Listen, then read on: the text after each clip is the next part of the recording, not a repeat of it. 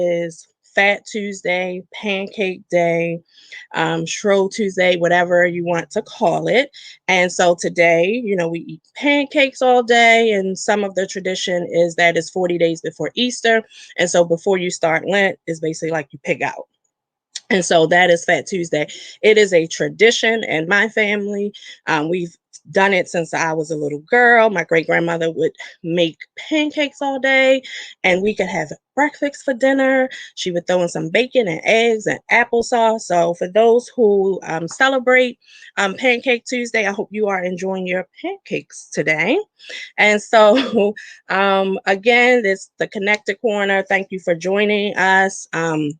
We want you to drop in and let us know where you're watching us from. If you're watching us on Facebook, if you're watching us on YouTube, let us know where you're watching us tonight. And we want you to join the conversation tonight. And then make sure you subscribe to the YouTube channel for all those that are watching. We want to shout out our sponsors for the Connected Corner. Nicotine Media, our producer that we have in Nicotine Media Studios, Radio on Fire, and WMEG Radio. So make sure you check them out, follow their pages. They are part of the Connected Corner family, and we thank them for their support. We want to say happy birthday. It's still Aquarius season to all the Aquarius out there. To a friend of the Connected Corner, Lionel Reeves, happy birthday to you. And I'm wearing this lovely shirt tonight. I want to shout out APH Studios. This shirt or design that I'm wearing tonight is actually a collaboration between APH Studios and the Superiors. So you can follow them on Instagram. That's APH. So it's a Poet's Heaven Studios, and the Superiors are on Instagram. Follow them. They have great design, great apparel that you can purchase. So get your, your new apparel and rock it. Okay.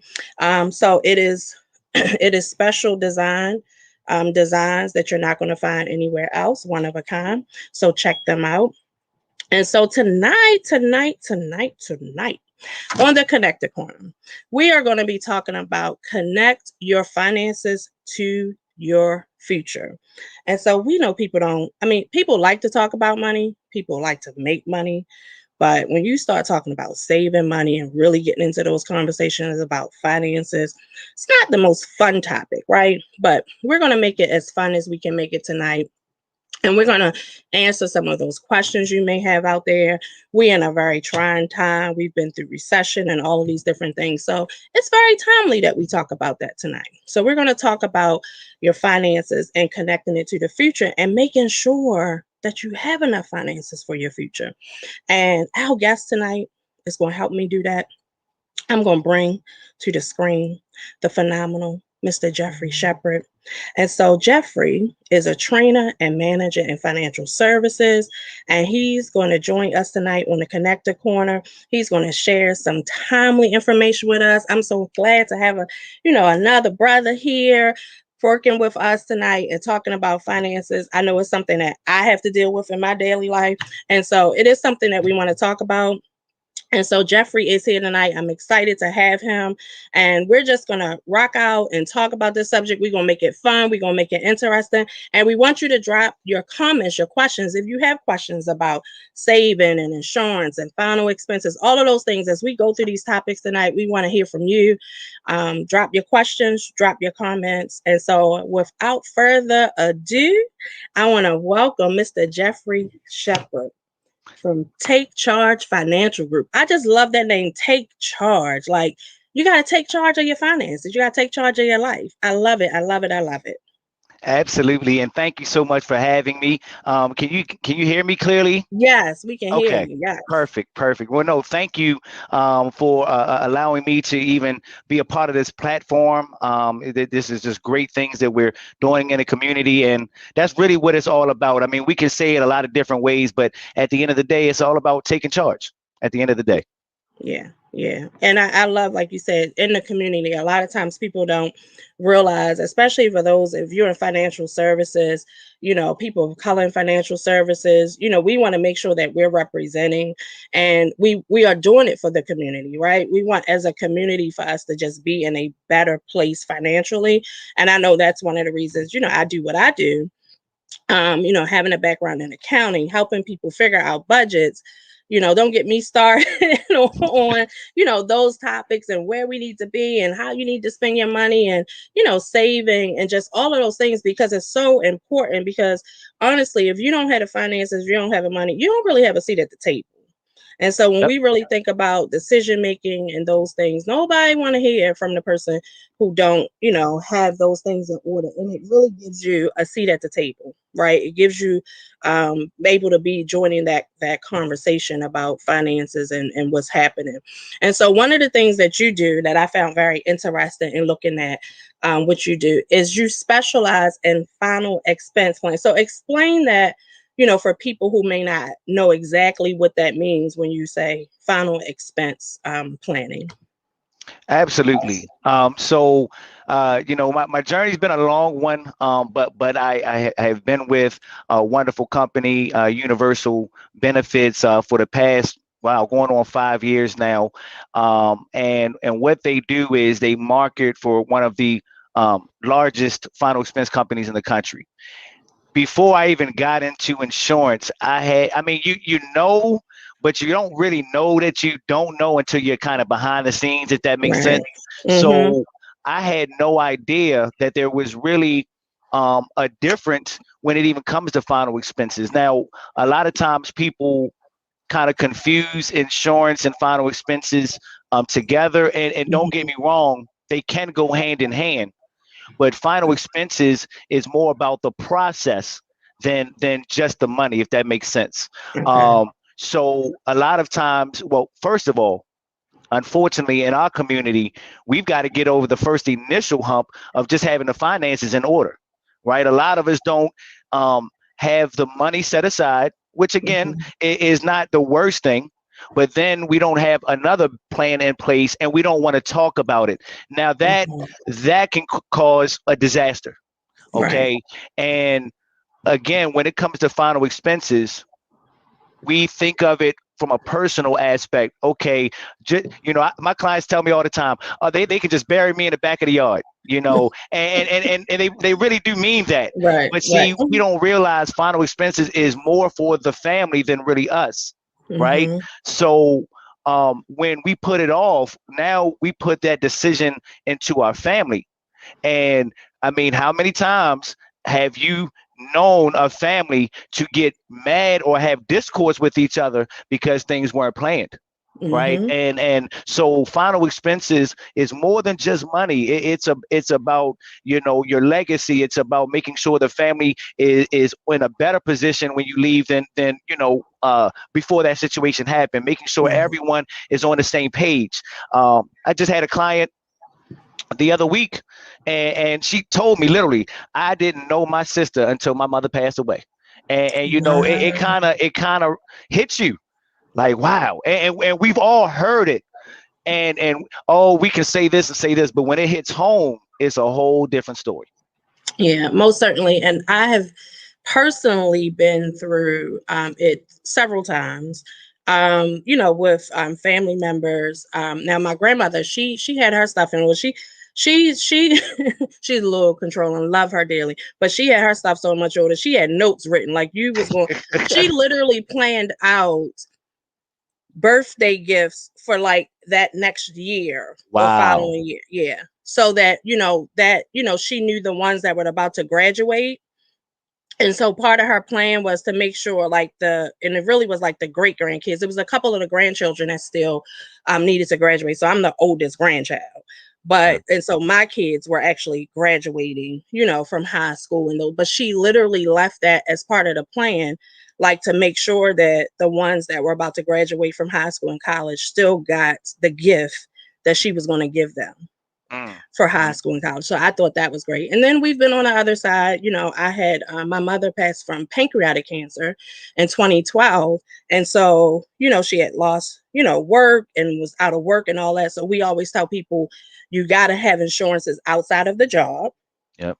because if you get sick or something happens and you come up with a terminal disease and now you're trying to get insurance because you now have to separate from your employer, now you are Yep. uncovered. And Yep. so that's what happened in that case. She was uncovered, and then now having the cancer, she couldn't get insured. Mm, mm. So that was a nice chunk of change out my saves. I'm still trying to build And, back up since yeah. 2012, right? Yeah. Yeah. Yeah. And so, when you think about that and being in that place, and so for me, I had gotten to getting license and insurance before I tried it because I've always been in finances and accounting, that being my background. But after that happened, I said, you know what, I really need to get in this and understand personally dealing with it from family members or young cousins. I grew up in Baltimore, so we've experienced losing young ones early, due to violence and things of that nature. And so it pains me to see GoFundMe's, and things of that, out there because we can plan, you know what I mean? And in some cases, it doesn't cost a whole lot, to put aside to have something in place. And, personally for me, because, it was a strain. I was like newly married then. And so now I'm like putting out thousands, $7,000, for this Right. expense because we were unable then to get my mom insured. And so personally experience that it is so important, and people do say that. And so I had that conversation with my dad, like, look, what you doing? I'm not I'm not going to go through that again. We need a plan. So we don't have Exactly. something in place. You want the pine box, you want you want the joint, like where, where you, like you say, where you Right, you want your got to give me ashes spread. something. Right, you got to Yeah, give me something because yeah. again, having it in order and again, your grandmother was phenomenal. I mean, that she just gave me an idea, um, Hmm. but unfortunately, and especially in us men, we tend to put that off and just we don't think past our end, so to speak, and it's really about the ones that we are leaving behind because they're going to be the ones that have to make the decision. Hmm. And especially if we have a larger family, which most of us do, siblings, brother, sister, spouse. We just want to make sure that everyone comes out smooth on the other side, and everyone is just aware of all the different things. Like you even said, most people don't realize that most insurance on the job, is only temporary. It's only contingent based upon how long you're there.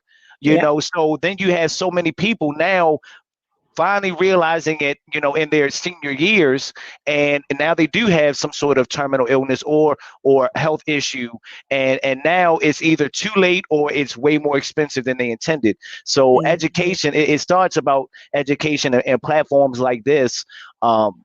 Just to even make it aware, because again, it is one of those things that is so easily preventable through the power of compounded interest and through that principle. And like I tell my clients, would you rather spend $2 a day now, or would you rather your daughter come out of pocket $5,000-6,000 later? I mean, it really Hmm. is that straightforward. And Yeah. a lot of times people don't think about that, man. I mean, people lose $2 a day. Right. I mean, you spend that on gum. I mean, Hmm. so. But anyway, I definitely appreciate your point there. Yeah, I mean it's very important when you're talking about saving. And I know for years, we may not have understood it in our communities, but for years our counterparts use like insurance policy and things as wealth building. Yep. Because people say, "Oh, well, you came into wealth or you were born into money." They don't understand that a lot of that money came from insurance policies. And so when great great great grandmother or grandfather or somebody passed, they had $1 million, $2 million insurance policies.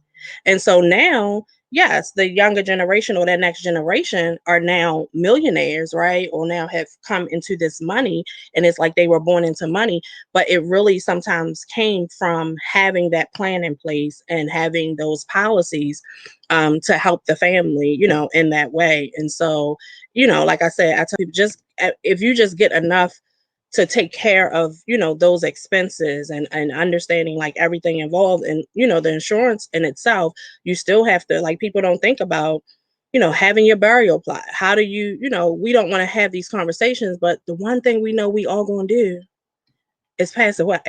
Exactly. Like, as sure as anything else, we plan weddings, we save for weddings, we save for houses, we save for cars, we save for vacations, all of these things that may or may not happen in our life, but we know we all are going to experience having to pay for final expenses. Like, that's inevitable for everybody. But Yep. that's the one thing most people never plan for. They And plan for and everything else. that's kind of why, again, and it is a passion of mine, and why I chose to specialize in it, because I mean, in a world of uncertainty, that really is a very certain thing. I mean, at the end of the day, you're going to go through this phase. So what we Mhm. try to do is just make it, again, because it is something that can be uncomfortable to talk about, because again, it sets in reality, right? But we want to make that process as smooth and easy as possible. So we actually go through the extent of helping everyone get their plans in writing, backing it up.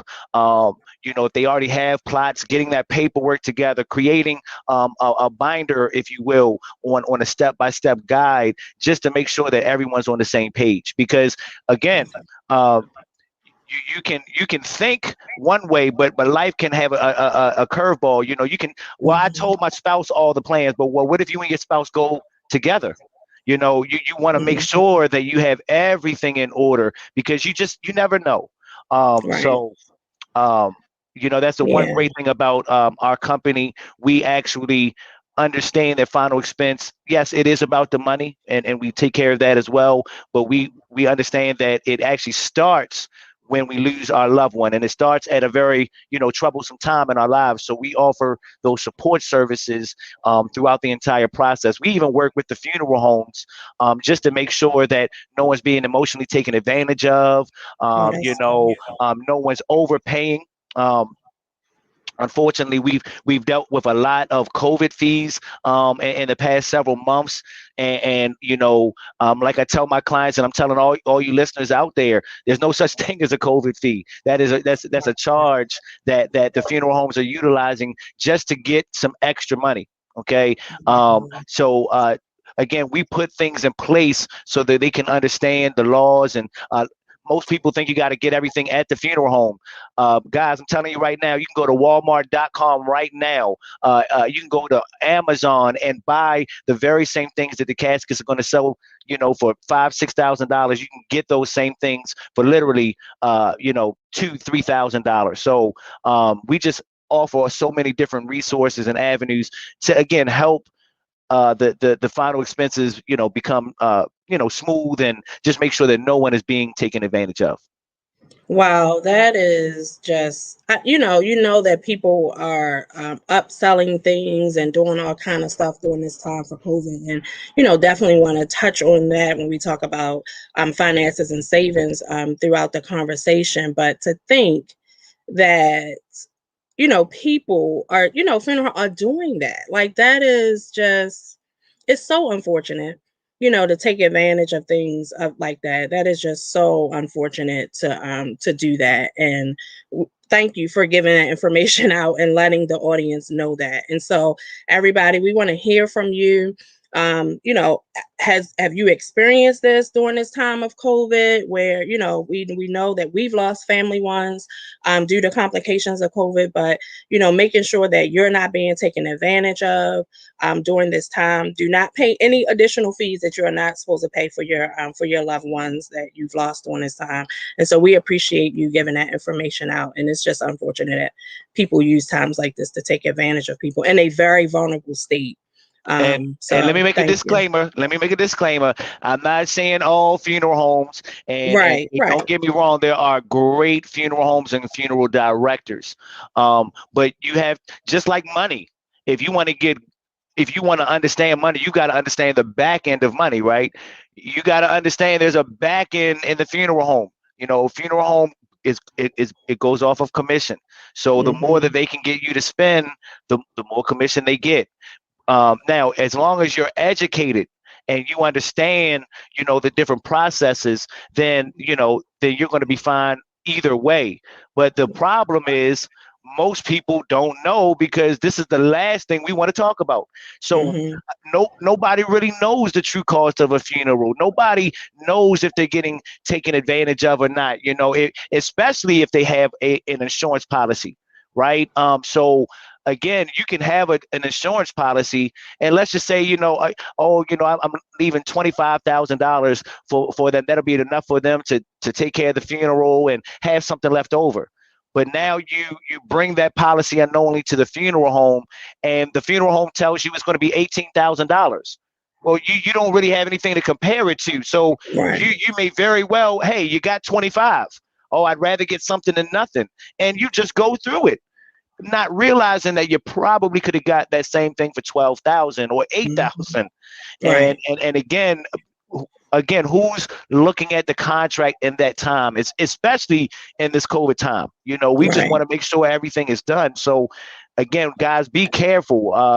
Um, and it goes all down to, and I know, look, I know we're kind of focusing on final expense, but I know the topic of this is you know um, making sure you have your finances for the future. And Hmm. um, guys, it all comes down to education. It all comes down to your resources. Hmm. I just implore all the people in my community. We've got to rid ourselves of these shadows of not. Sticking our nose up at each other and thinking we're trying to do each other harm, when at the end of the day, if we all come together, right, we can create something that no one can take away. And Hmm. that's the greatest thing that you can have, something that no one can take away. And Right. it starts in here. It starts with your education. So knowledge is power, but only when you apply it can it be effective. So Mm. you got to make sure that not only do you learn it, but you apply it, and you apply it to your family. See, and I'm gonna get off on a tangent, then I'm gonna stop. This is the No, last that I point. mean that's a good point. We want to make sure we say that, like you say, it's Because not you just said about having something. the knowledge. You said Hmm. something earlier. A lot of wealthy families did get wealthy by passing things on, like insurance and different things, right? But look behind that. The family groomed those kids from the time that they were kids. The family knew what money was. Unfortunately, most people in our community don't even want to leave their family a lot of money because they feel like it's going to be a waste. They feel Hmm. like they're going to just splurge it. So see, it starts with education.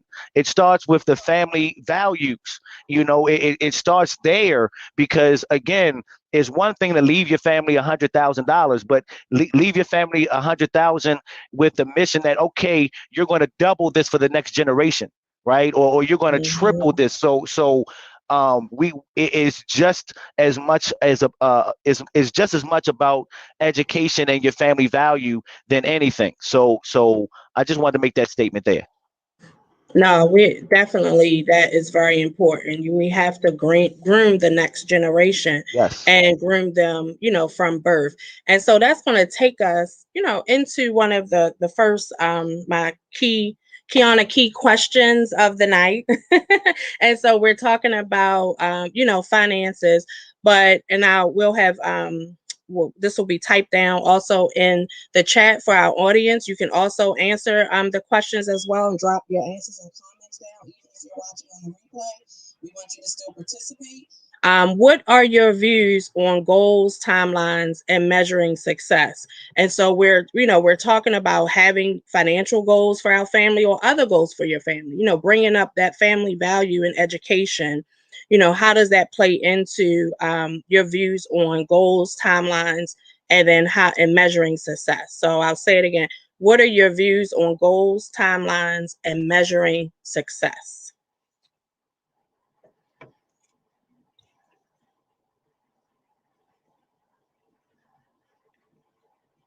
And we'll start with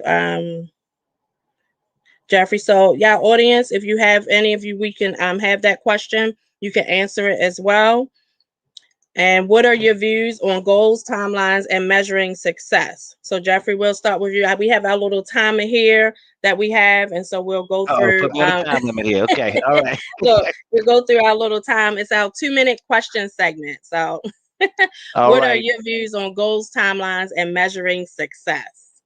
And I'll try to be very very brief here, but um, goals, timelines, measuring success, you, they're essential.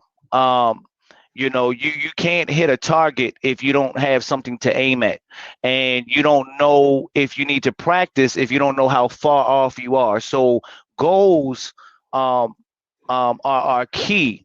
The one thing I do want to add to that, because a lot of times, and I've been victim of this too, but a lot of times because we set high goals, which is great, okay, sometimes we get defeated in the process. So it's just as when you're talking about timelines and measuring success, is just as important to create small mini goals, right? Mm, So the obtainable things, so that you know that you are headed in the right direction. Right. I always tell people, like, think of it like a trip. Your financial goal is kind of like driving from Maryland to Florida. Now, when you're in Maryland, Florida seems so far away, right? It mm, just seems so far away. But if you can get to Virginia, now you kind of know that you're getting close, right? You still might be closer to Maryland than you are Florida, but you're getting closer, right? And then you're getting into North Carolina, and then you might get some gas, right? Now here's a thing, because you get some gas, that means you're doing well, everything is kind of going off over plan. But then some people make a pit stop their destination. No, you can't stop doing the very things that are getting you where you want to go. Just because you got a couple dollars doesn't mean you slack up. In fact, mm, you want to invest more. As you pay off one bill, you want to stack that onto something else, and make sure that you are really harping in on your goals. So to answer it very clearly, you can't really be successful without measuring your success. You must set goals, and if you don't have, or if you're not good at that, that's why you would want to have some sort of accountability partner, a counselor, a financial guide, if you will, to help you measure that. So um, guys, and it's okay if you don't have a goal, or it's okay if you just have a small goal, because in any kind of increase is going to be better than staying the same. So that's my that's view on that. I like that. And any increase is better than staying the same. And to me, that's how, like you said, you measure the small successes. And so you set your, financial goals, you set these things up, you give yourself timelines. I'm a planner by nature. And so for me, it was like, I need to do this by this time or that by that time. And I see a lot of, especially people, where I am, age myself, but those of us that are, through that midway point in life now, Yep. and we felt like, by this time, by the 30s, I should buy a house, and by 20s, I should be married. Like when you're setting those goals and those things, you have to have flexibility. And Hmm. so that analogy you gave was great because you have to have flexibility along your timeline. You know what I mean? You have to be able to be flexible if your goals change or if your plans, because you set the goals and then you have to set the plan to reach the goals. And sometimes throughout that, things change. Stuff, life happens, right? Life happens while we're planning. And so you want to make sure that your success and how you're measuring your success, you're measuring it to what you are doing and not measuring it to what others are doing. And that's so key. That is so key. And Right. you just hit something right there. And we kind of say this in our business, but either way, it doesn't matter. Don't measure it against someone else's. Your goals are for you. A lot of Mm-hmm. times we've got that keep up with the Joneses mentality, and what works for one person doesn't work for another. And you got to remember the iceberg theory, guys. What you see on the surface is not always what's underneath, right? You don't know what's behind closed doors. You don't know the sacrifices they made. So don't compare yourself to others. Compare yourself to yesterday, to how you were yesterday. Compare how you were last month. Let yourself and your finances be the guide. And trust me, if you can learn to continue on that path and compound with your past efforts, you'll always win. You'll always win. Thing. I love my co-host Tori is with us on the comments. Hey, Tori. We said she's not on screen today, but said Kiana is 25. I love it. Thank you. Yes, I'm only 25. I'm still in the first quarter of my goals and measuring the first quarter of life and measuring my goals and success. But that is so important. So you have to measure against what you are doing and where you are. And when it comes to financial goals, I some of the things, it's funny when you say to people, I say to my clients, and they have financial goals or things they want to do. You mention budget to people, and it's almost like when people say, well, I don't have anything to budget. You got $5, you can budget $5. Yep. Like it's really about taking that what you have and putting something in place, right? To make sure that you're spending it the way that you need to spend it. A budget is a financial goal. You have goals within that budget, so you should have your savings in there. And if you can only start out saving $10 a pay, that's fine. $5 a pay, and then you continue to move up. And so that's that timeline of giving yourself, those measurable and reasonable, right? And have reality behind what you're doing. You know what I mean? If you're starting out a job and you're making 50,000 this year, let's be realistic. Our goal, next year is not to triple your salary. Most places, if you have a job, you're not tripling your salary in 2 or 3 years, right? Most people don't do that in a lifetime. And so we want to make sure that the goals that we set financially are realistic, and that we can measure those goals, and don't beat yourself up if you don't reach it. You know what I mean? There's always tomorrow, there's always the next day, but you want to, start out small. Even for those people who are tithers, we talked about, and my past has always been right. You may not be able to start with the 10%. You may not be able to start there, but you have to start somewhere. You know what I mean? You don't want to not do it at all. But if you need to mature and discipline yourself to move up to those next levels, just start. Just get started, and then build the discipline to save more, to tithe more, to put more. And a lot of people think your vacation and your grooming and all of those things, that should be in your budget. Budget doesn't mean that you can't have a good time. Budget doesn't mean that can't do things that you enjoy. You should include all of those things in your financial goal, and the things that you want to do. So we appreciate that. Make sure you guys drop your comments down. Let us know where you're watching us, if you're watching us on Facebook or YouTube. And as always, make sure you subscribe to our YouTube channel.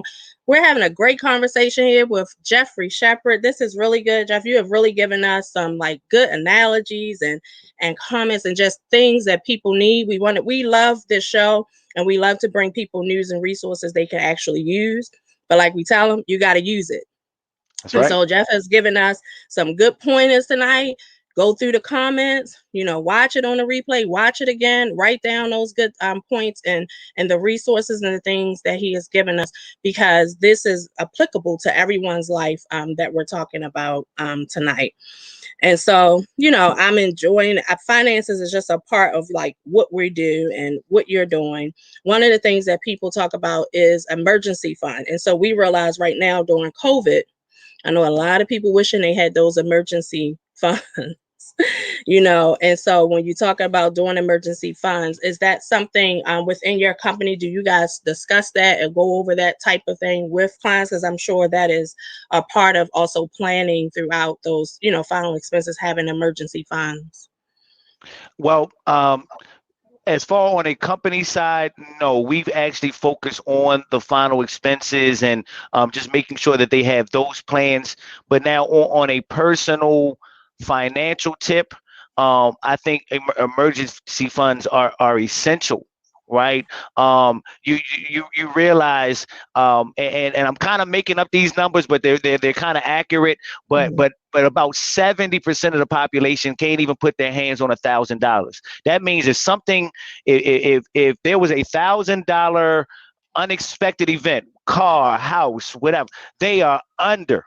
right?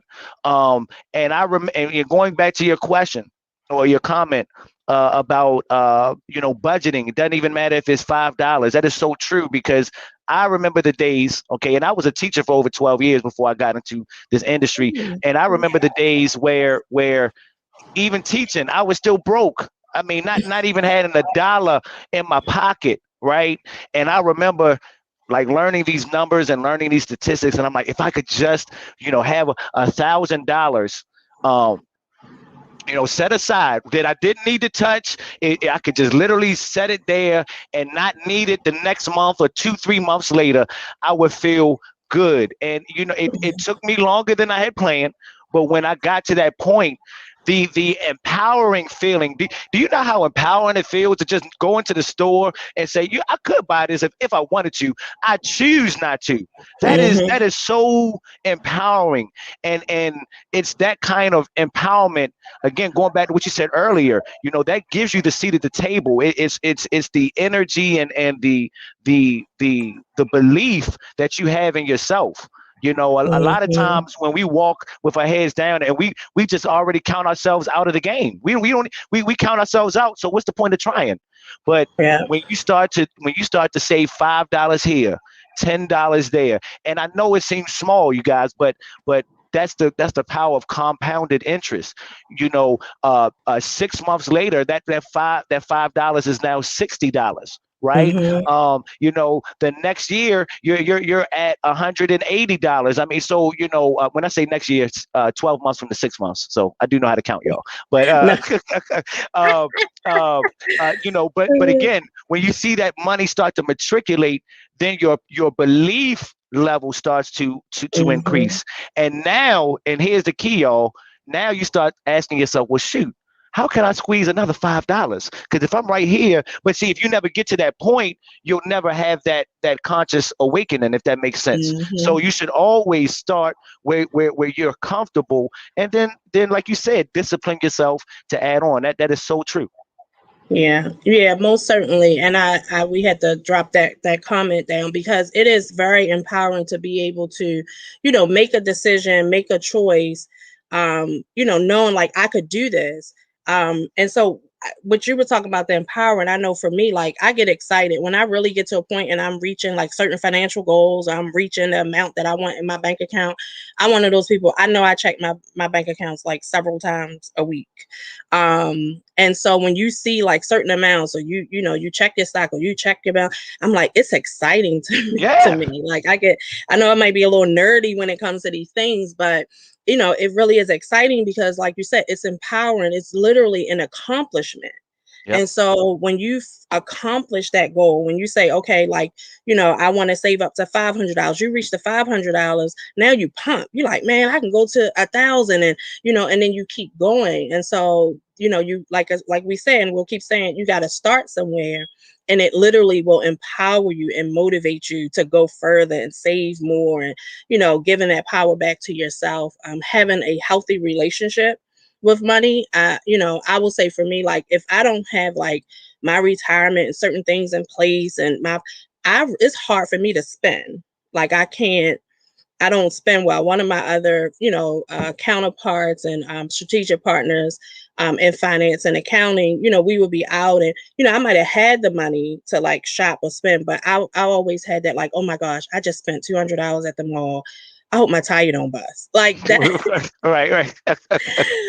it was like those type of thoughts. So I knew like I'm not a person like that can't save and can't have that, emergency available because if I don't, like it really is, it's hard for me to just kind of go out and splurge and spend. And so, we want to have those healthy relationships and with money as well. And it goes back to like you said before, from childbirth, as children, teaching our children, sitting them down, talking about money, having them count money, not making it this like stressful thing to deal with money. And I think it just comes from childhood when you see, you may see your parents struggling, trying to pay bills, or you hear them complaining about paying bills, or, all you hear is just kind of like negativity around money. And so it gives you this type of stress, even from a young child, to not want to deal with it. And so we have Exactly. to change that, mentality about dealing with money, and so that, generations moving forward can have that healthy, relationship when it comes to money, because it makes the world go round. Money can't buy love. We know we just, got over Valentine's Day just passed. Money can't, some think it can, but it really can't buy you love. It might buy you infatuation. It could buy you a relationship, but it may not, it can't buy buy you love. But it does make the world go round. And so we want to make sure we have that, healthy relationship with money. Talking about COVID and kind of bringing that back up, from now, like what do you think is one of the top, like, financial priorities, like, people should have, like, right now? Like, what is one of the top financial priorities, that people should have during a time like this? Wow. Well, that's a great question. And and I know people may have slightly different opinions, Mhm, and I'm no guru when I'm not at my millionaire status, okay, but I can talk to you guys from the level that I'm on, and where I have come from in the past 5 to 10 years. So looking at one, you got to understand trends. So not saying that this is a trend, this is a pandemic, but again, when there's a recession, and that's what it is, okay. mhm, There's usually a gap, okay, a gap that's created. Now we already know there's a gap between the rich and the poor. Guys, I'm fair warning you guys right now. There's going to be a huger gap between the rich and the poor once this pandemic is over with. So, one, you do need to be aware of that and prepare for that. Do not take these government um, um, uh, uh, you know stipends, mhm, or whatever, as a handout. Use it as a come up. Okay, mm, don't go and splurge on, oh, I got all of this money. I know a young lady that got almost $20,000 through this past year. Okay, ask me where that money is today. Gone. Okay. So use this as a come up. Now, how can you do that?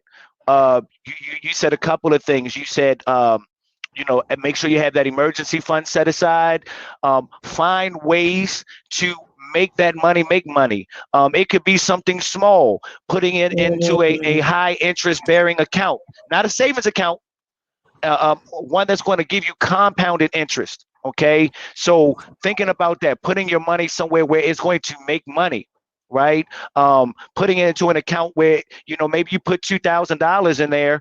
You got eight, you put two in there, and I just let it sit there. And mm, 5 years from now, it doubles. I mean, wow! I didn't have to do anything but put $2,000 in there, and I just don't touch it, and it'll double in 5 years. Where does that happen? right. But we don't understand this. So don't be so quick to spend. This will be the time to find resources like you, Tori, myself, and other people, who are in this industry, where you can create some sort of plan.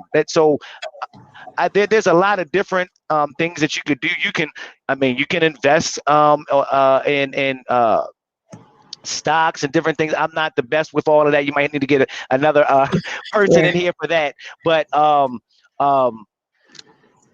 I want to say something that's going to be really beneficial for everybody. Um, the best thing, again, I can say in this pandemic is to make sure that you do prepare. Do not think that this is going to blow over. Everything is going to get better. You need to prepare now, and you need to come up now.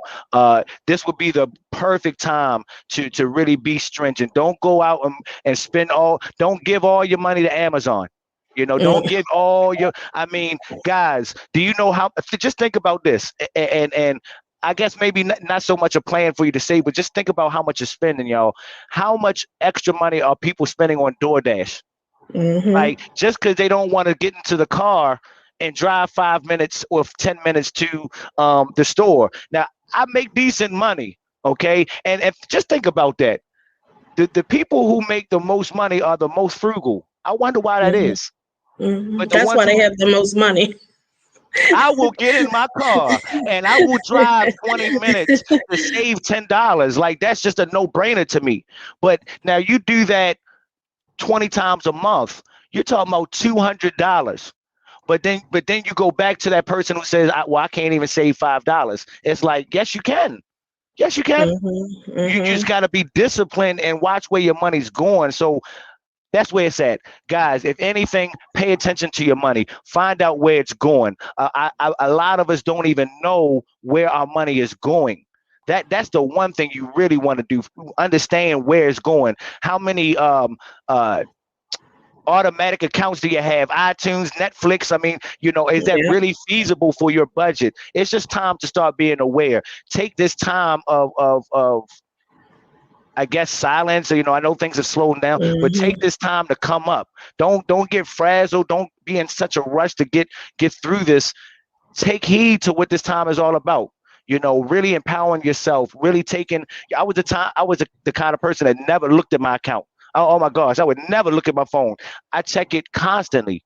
Just Mm-hmm. create those self disciplines and connect with people like the connector and hold on, I forgot your nickname. With Uh, uh, K, KB, busy KB, I bee. don't K Bizzle. Make sure you connect with these ladies, okay? Because again, they have and see you may see them on this screen, okay?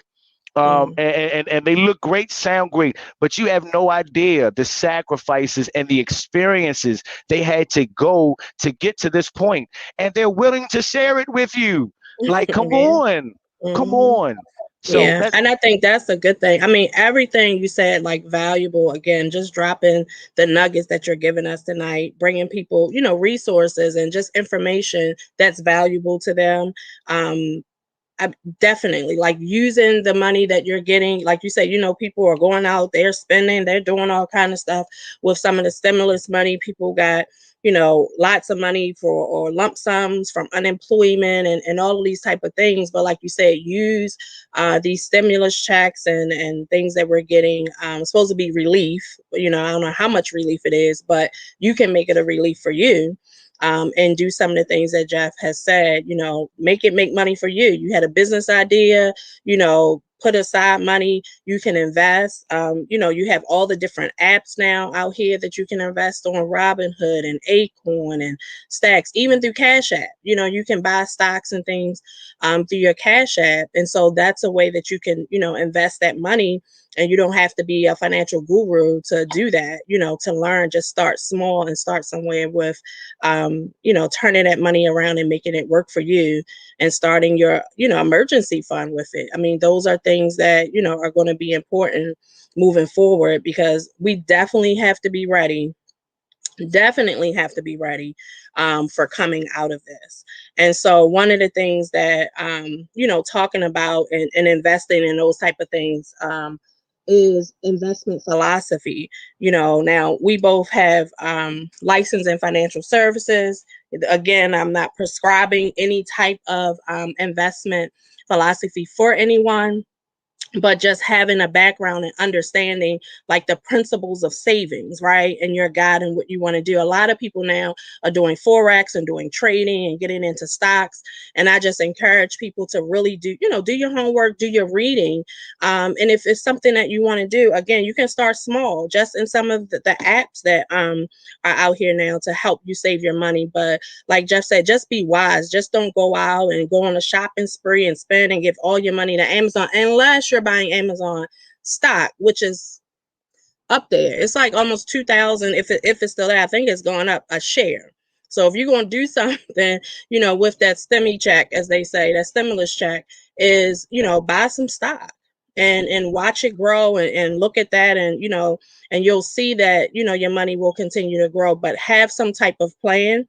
If you're able right now to put more money into your retirement plan, I have a goal to not work for anybody after 55.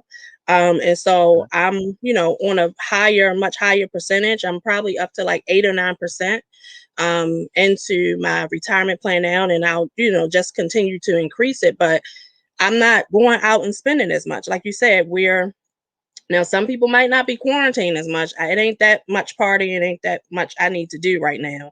And so I'm, taking this time to say, you know what? Yeah, I like to socialize. I'm not quite a socialite, but I'm a sociable person. But right now, it's like, is it needed? I'm really looking at this time to use it to plan and, cut back on some of those expenses. And so where some people are spending more, I'm using that time to spend less and then putting it into, more into a retirement plan or more into a savings. And so, just think about some of those things that you can do. And again, contact, Jeff or myself. We all, if we don't do it ourselves, then we have other people in the financial industry that can help you with specific financial goals that you may have. But you definitely want to, look into different ways that you can invest and come up with a investment strategy or philosophy for yourself, and use this pandemic time to do that. Think about things of how to come up and come out of this better. Like, I think everybody should definitely, you've really mishandled this time if you are not coming out of this better than what you went into it. And I think that is something that people really need to kind of think about when you're talking about investing, like taking that time. And I've seen a lot of people, not everybody, like a lot of people have gotten in trading in stocks and, those type of things, because we've realized, if nothing else, if, like Jeff said, if COVID has not taught us, that gap between the haves and the have-nots have definitely increased. And some people who thought they was a have realized during COVID that you really kind of want to have not side.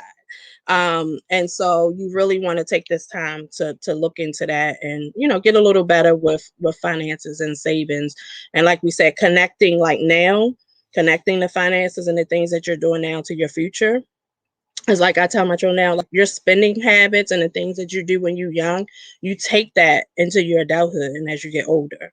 And so teaching them early about saving and, delayed gratification for some of the things that you may want. If you put it off a little longer, you'll enjoy it more, but you'll also put yourself in a better financial situation. So we want to say hi to Haki. Hi, thanks for joining us tonight on the Connected Corner. We see you down there. Drop your comments. We want to hear from you guys. Again, if you're watching on a replay, let us know that you're watching on a replay. And you can go up and answer the questions and get some of this great information that we're getting tonight, talking about how you can connect your finances to your future, making sure you're in a better place financially coming out of the COVID. And so we want to hear from you. Continue to drop your comments down here. We have a few more minutes left. And again, the Connected Corner, bringing you news and resources you can actually use. And so we talked about measuring success and timelines and goals and investment philosophy.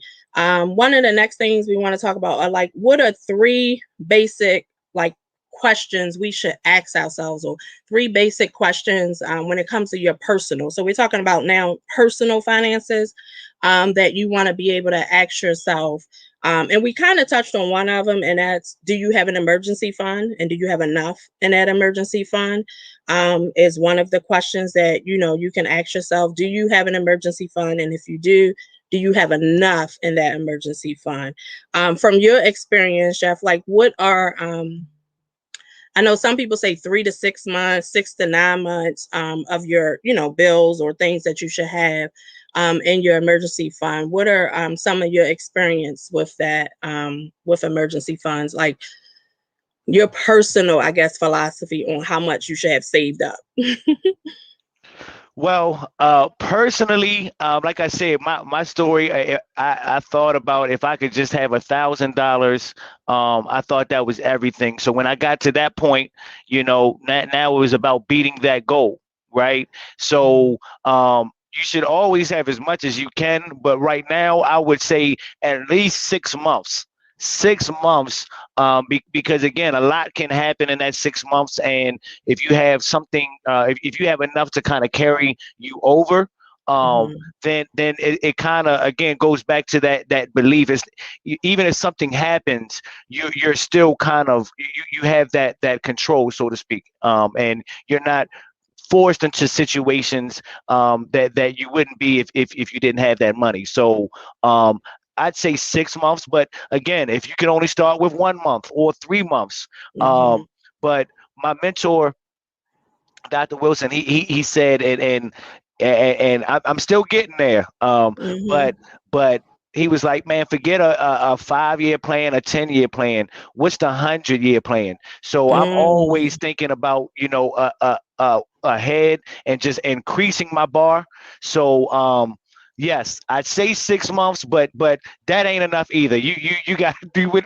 You got to have I mean, really, when you can get to the point where and I've seen this happen in real life. I associate around several people who have done exceptionally well. Um, Man, when you can get to the point where your emergency fund, I mean, like it's not even an emergency fund, like it doesn't even matter. Now you know Right. you're hitting somewhere. But until we get Mhm. to that point, I have about 6 months, Mhm. set aside. Yeah. Yeah. So for those who are joining or listening, we are talking about what are three personal basic finance questions we need to answer. And so when you're talking about answering, like answer for yourself. So three basic personal finance questions that we need to answer. The first one is your emergency fund sufficient? So we're talking about having a sufficient emergency fund is one of the questions that we talked about. Another question is, I know people think about this. What would happen if you were to lose your job? Mm. And so when you think about, those type of things, you know, if you put those things in the forefront, not that we want them to happen, it'll kind of make you make a little bit different financial decisions. One of my aunts always told me that even if you're in a two income household, your housing expense should not be more than not one person. So one person should be able to handle your housing expense, even if you're in a two parent household. So I'm gonna give y'all two family tips that I got. So one is if you are in a two income household, make sure that your housing expense, one of those persons can take care of your housing expense by themselves with their income. What leads to that, my uncle always taught me, James Bond, don't be house broke. And so house broke, if people don't know, what that means is it's a little more, it's not just living above your means, but house broke is just that. Like, your housing expense really shouldn't be more than 30% of what you're bringing in, on a monthly basis. And so if it's more than that and you can't do anything but pay your mortgage and your rent and your household bills, that means you house broke. So you good, y'all got the roof over your head and you're eating, but it's your house broke because you can't do nothing outside of that. And so, we want to make sure that those are some of the questions that you are asking yourself. Jeff, you have any other personal basic financial questions like come to mind that you ask yourself or ask, other people? Well, um, not so much questions, but principles, kind of like you're Mm-hmm. talking about. So um, one of those is oh Lord, I just lost that thought. Hold on, give me a second. Uh, Bring it um, back to him, God. Bring it Hold back. up, got to bring it back, bring it back. What was the last thing you said? Give me a second, because I was looking at something else. Oh, we was talking about the last thing I talked about when not being house broke.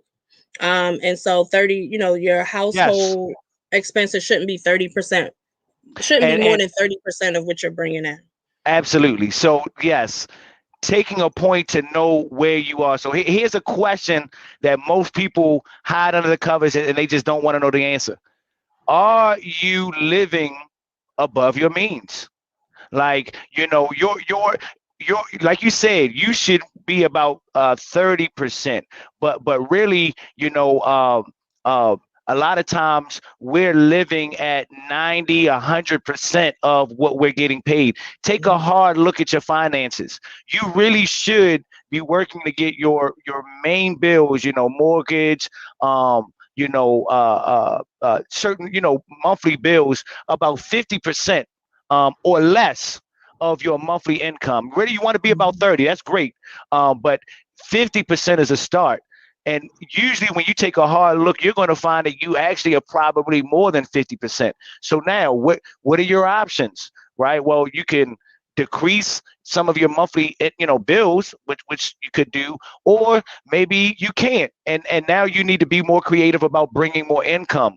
But again, like I stated earlier, any increase is better than where you are. So just knowing where you stand, and guys, I know how you feel out there. Sometimes we don't even want to know, right?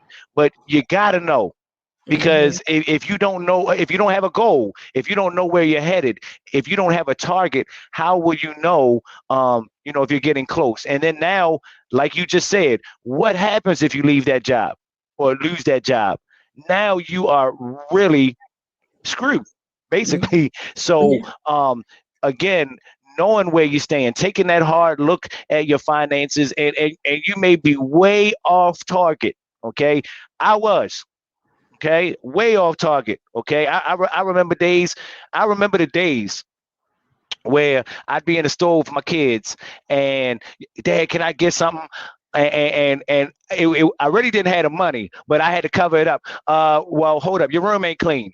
You got homework to do. You come on, we all been there You when gotta it ain't earn even that. really the Right. kid, right? But it ain't the You, kid, it's me, right. right? It's You gotta me. earn that.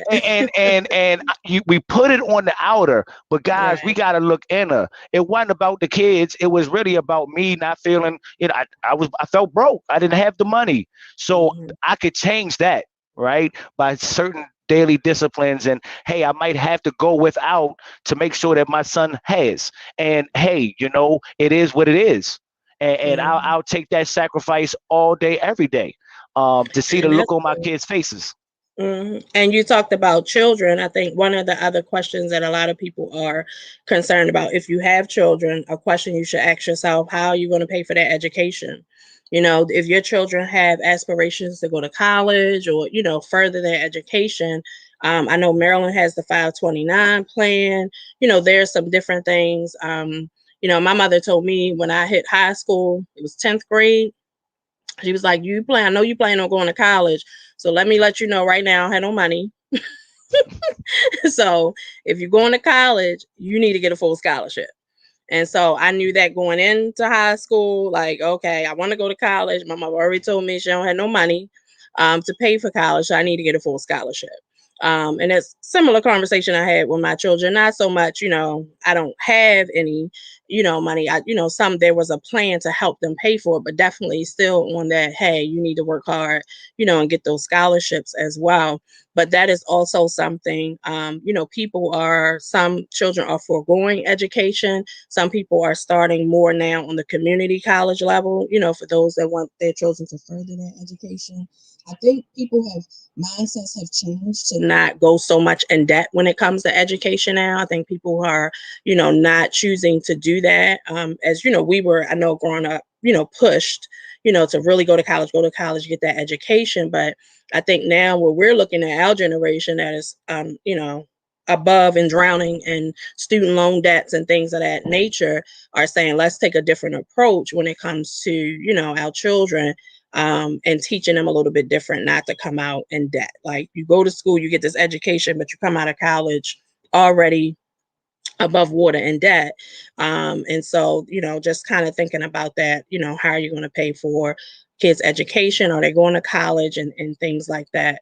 And so, this has been a great, great conversation. We're, ending the end of the show. I think we did a good job, Jeff, talking about finances and money and budget, and not making it so daunting for people, but it's something that we do have to discuss in our community. It's important, that we, keep our pulse on what's happening in the world financially, and so that we, don't always have this feeling that we're behind the eight ball, or we're constantly in the have-nots.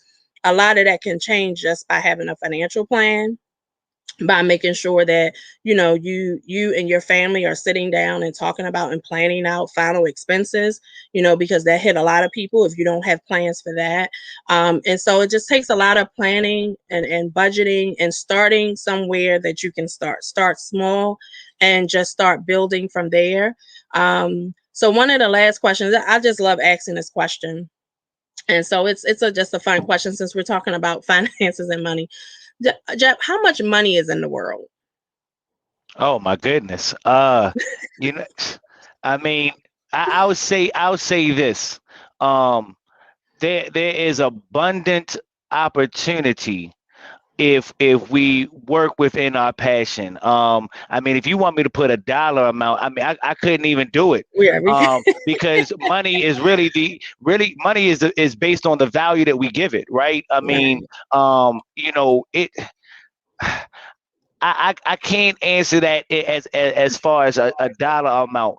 But when I hear that question, it really makes me think about just understanding, guys, that there's no limit Mm, or there's no ceiling, but the ones that we put on ourselves. wow. You know, you said that most times we can't triple our income. Um, and if we stay in the same place doing the same thing day after day, then you're absolutely right. But the one thing we can do is always we can increase through our own personal and self development. You know, and there's an abundant amount of ability for us to increase ourselves. Now, people may differ with my philosophy here, but I truly believe that if we all worked in our passion, um, then we would rid the world. Now, again, people are going to be people, but we would rid the world of a lot of greed. Um, People are greedy when they are in fear of losing something.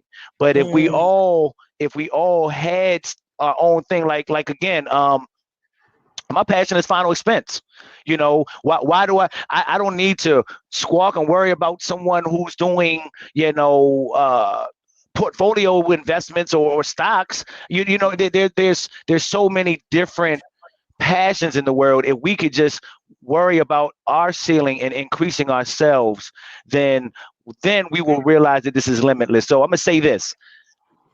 I'm more concerned about the abundance of money in the community, in everyone's household, and bringing it in, as opposed to what's out there in the world. What good is all that money if it's not helping you guys, the listeners? So increase yourselves, increase your awareness, increase your circle. mm. You may have to decrease your circle in order to increase yourself, if that makes sense, because a lot of times the people we even associate with affect us whether we realize it or not. So you know, that's how I would answer that question. I know that wasn't very direct, but No, that was that was excellent. So some of it is just that, like there's more, there's vast, it's a lot. But I like the approach that you took in answering it and saying basically there's enough. There's more than enough for you to work inside your passion and your gifts, and you can make all the money that you want to make if you're putting your gifts and your talents and things in place, right? And increasing that for yourself. So I think that's a good place for us to go ahead and end. And I want you to tell the people where they can find you, how we can support you, how can we find you on social media, and your website. okay. Well, first, I want to give a shout out to Take Charge Financial Group. I love you guys. UBI Southeast, UBI Universal Benefits. And I want to make sure I give a shout out to all of them. You can reach me on social media at my first name. On Facebook, obviously, or Take Charge Group. That would be our Facebook page. You can reach us. Lord, I usually have a person that does this for me. Hold on. What is our Instagram? Take Charge. Take Charge Now is our Instagram. Um, I will make sure that I get that information. However, Okay. if you go to our website, that's a one-stop shop. Take Mm. Charge Financial Group.com. You can connect to us on social media. You can leave us a message. We're here to be of service. And I just want to leave with this one thought too, as far as abundance. Guys, we spend so much money out there, it's ridiculous. But I just want you to think about this. You could spend $60 on a Nike shirt, right? Or you could actually spend $60 on your own brand, right? Now you're increasing your brand, but guess what? I just helped someone else. I helped someone else because they had to make this, right? So now I'm investing into my community, to the people who do embroidery. right? So again, there is money, but are we are conditioned to spend it all, or give it all to one place, or to the bigger industries. Support your local businesses. And I know you know about this. You really know who your friends and family are when you get in business for yourself. Guys, Yes. support your family. Support doesn't mean you got to buy something from them. That's not what they want. Sometimes it just may be hey, you can do this. I believe in you. Hey, I was thinking about you. Here's someone that might be interested. I mean, guys, support can come a lot of different ways. So let's support each other. Let's build each other. And again, come shout me out. Take Charge Financial Group.com. TakeChargeFinancialGroup.com. Thank you, Jeff. We are so happy to have you on the Connected Corner tonight. I love the way you ended that and talking about supporting. We have to support one another, and we thank you so much for being here tonight, dropping knowledge and nuggets for us, and how we can, get better in our finances. This is a great conversation for us to have tonight. And so, if you're watching on the replay, go through the comments. Also, let us know you're watching on the replay, and you can still answer some of the questions that we answered here tonight. We want you to subscribe to the Connected Corner. Hit the button, subscribe, subscribe, subscribe. And it's your girl, Kiana B. Jones. You can find me on social media, Kiana B. Jones, on all social media platforms. So, again, thank you, everybody, for tuning in tonight. And check us next week on the Connected Corner. Have a good night. Peace. See ya. Take charge, everybody. Take charge.